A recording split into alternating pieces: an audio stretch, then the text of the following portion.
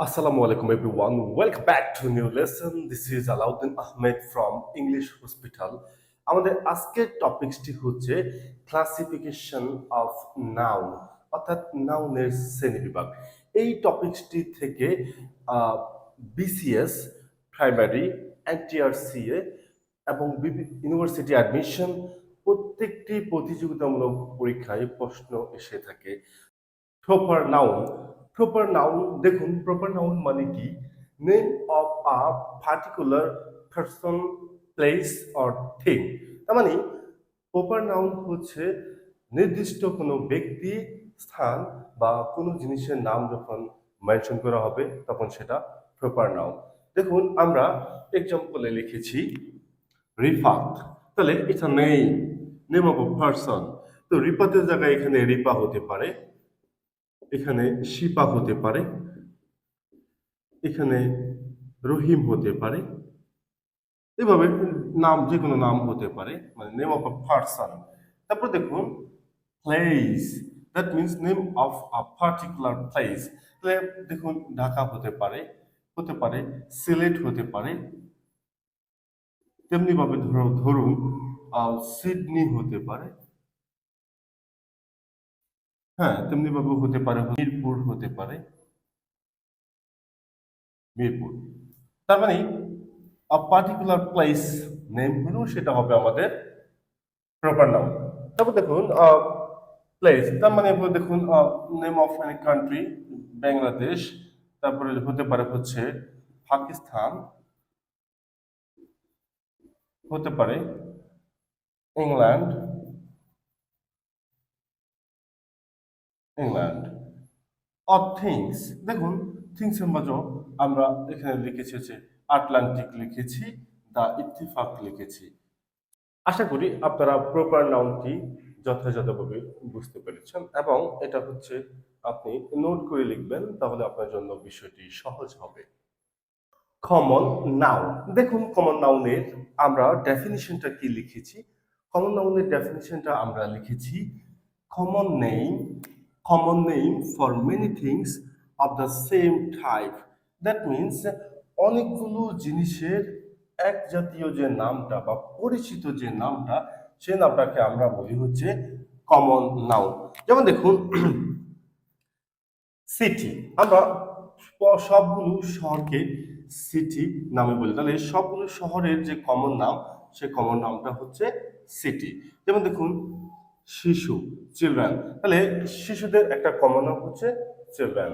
আমাদের অনেকগুলো ব্যাংক আছে, এই ব্যাংকের কমন নাম হচ্ছে ব্যাংক। দেখুন পিউপিলস, ছাত্রছাত্রী বিন্দু, ছাত্রবিন্দু, তো ছাত্রবিন্দুর যে কমন নাম সেটা হচ্ছে পিউপিলস।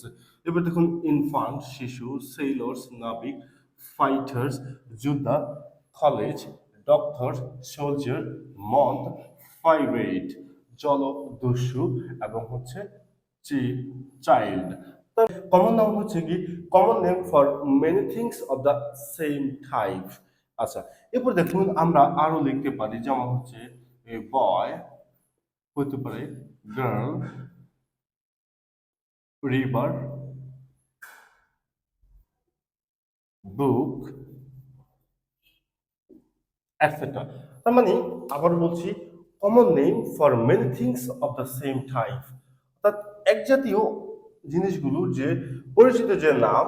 দেখুন আমরা সব ধরনের নদীগুলোকে আমরা রিভার হিসেবে বলি, যেমন যমুনা, পদ্মা, কর্ণফুলী, শীতলক্ষ্যা, সুরমা, গোমতী ইত্যাদি। এগুলার কমন নামটা হচ্ছে রিভার। যেমন বালিকা, তাহলে দেখুন বালিকা, দ্যাট মিনস গার্ল, বালিকা। যেমন হতে পারে রিপা, শিপা, মিনা, টুনা ইত্যাদি, এদের কমন নামটা হচ্ছে কি গার্ল।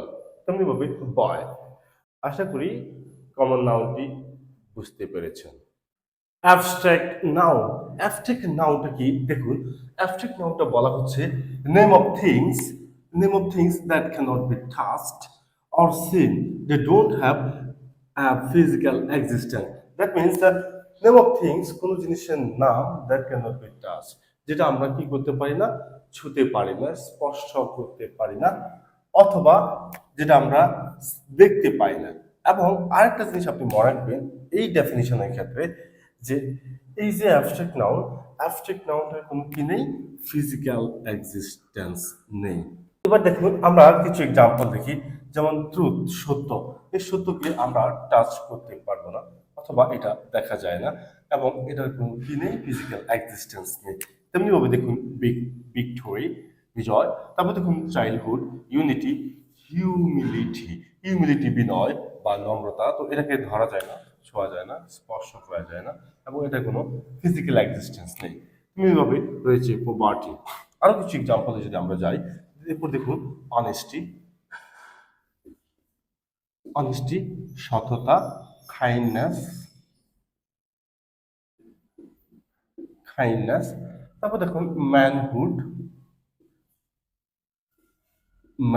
মানে পুরুষত্ব। তারপর দেখুন স্টুডেন্টশিপ।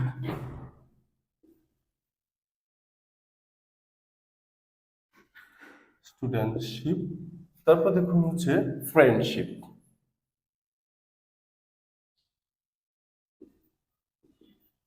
ফ্রেন্ডশিপ। এবং এরপর দেখুন ডেথ। ওকে, তো দেখুন abstract noun, name of things that cannot be touch, মানে কোন জিনিসের নাম যেটা আমরা কি করতে পারবো না, স্পর্শ করতে পারবো না, অর সিন, ওটা দেখা যাবে না।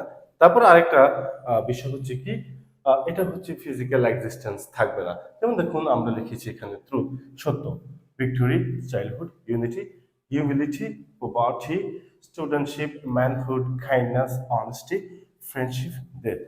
আপনারা এই এক্সাম্পলগুলো এবং হচ্ছে আমাদের যে ডেফিনিশন, সেটা হচ্ছে খাতায় লিখে রাখবেন। আশা করি লিখে রাখলে যেই প্রশ্নটা যেইভাবে আসুক, আই ডু বিলিভ, আমি বিশ্বাস করি, you can answer it properly. Thank you very much for watching the video. পরবর্তী ভিডিওতে আমরা আলোচনা করবো হচ্ছে কালেকটিভ নাউন, কম্পাউন্ড নাউন অথবা ম্যাটেরিয়াল নাউন, এবং পাশাপাশি বিভিন্ন বিশ্ববিদ্যালয় ভর্তি পরীক্ষায়, বিসিএস পরীক্ষায়, প্রাইমারি, এনটিআরসিএ, ব্যাংক জব ইত্যাদি প্রতিযোগিতামূলক পরীক্ষায় এই টপিকস থেকে আসা প্রশ্নগুলো আমরা হচ্ছে সলিউশন করব। ততক্ষণ পর্যন্ত ভালো থাকুন, আল্লাহ হাফেজ, এবং ভিডিওটি বেশি বেশি শেয়ার করে ছড়িয়ে দিন।